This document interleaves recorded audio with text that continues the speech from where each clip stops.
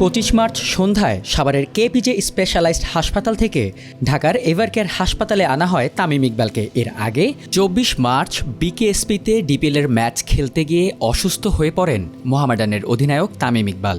তার হার্টে ধরা পড়ে ব্লক, সেজন্য পরানো হয় রিংও। আজ তার সবশেষ শারীরিক অবস্থার কথা নিজেই জানিয়েছেন তামিম।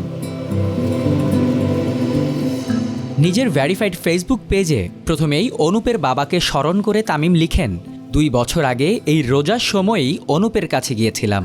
সেদিন জানতে পারলাম অনুপের বাবা 4 বছরেও হার্টের অপারেশন করাতে পারেননি। তামিমের এই লাইন দুটো বুঝতে হলে ফিরে যেতে হবে 2 বছর আগে। তখন অর্থের অভাবে হৃদরোগে আক্রান্ত বাবাকে চিকিৎসা করাতে ব্যর্থ হয় অনুপ নামের এক ব্যক্তি। তা শুনেই নগদকে সঙ্গে নিয়ে অনুপের বাবার অপারেশনের সকল খরচ বহন করেন তামিম ইকবাল নিজেই। তাই তো এবার নিজের হৃদরোগজনিত ক্রান্তিকালে সেই অনুপের বাবার কথাই সবার আগে মনে করেন তিনি।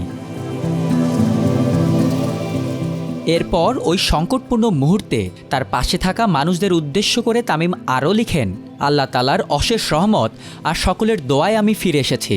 আমার সৌভাগ্য এই বিপদের সময়ে আমি পাশে কিছু অসাধারণ মানুষকে পেয়েছিলাম, যাদের বিচক্ষণতা ও আপ্রাণ প্রচেষ্টায় আমি এই সংকট কাটিয়ে ফিরে এসেছি। ঠিকই তো, হাসপাতালে পৌঁছানোর আগ মুহূর্ত পর্যন্ত যদি বিসিবির ট্রেনার ইয়াকুব চৌধুরী তামিমকে অনবরত সিপিআর দিয়ে না যেত তাহলে কি হতো? সেখানে পৌঁছানোর পর স্বল্প সময়ের মধ্যে ডাক্তাররা ঝাঁপিয়ে না পড়তো তাহলে কি হতো? তাদের সবাইকে স্মরণ করেন তামিম। পরবর্তীতে একের বিপদে অন্যকে পাশে দাঁড়াতে সবাইকে অনুরোধ করে সবার কাছে দোয়া চান তামিম। তিনি লিখেন, কিছু ঘটনা আমাদের বাস্তবতা মনে করিয়ে দেয়, জানিয়ে দেয় যে জীবন আসলে কতটা ছোট। আর এই ছোট্ট জীবনে আর কিছু করতে পারি না পারি, সবাই যেন একে অপরের বিপদে পাশে দাঁড়ায়, এটি আমার অনুরোধ। আপনাদের সবাইকে জানাই আন্তরিক কৃতজ্ঞতা ও ভালোবাসা। সবাই আমার জন্য এবং আমার পরিবারের জন্য দোয়া করবেন। আপনাদের ভালোবাসা ছাড়া আমি তামিম ইকবাল কিছুই না।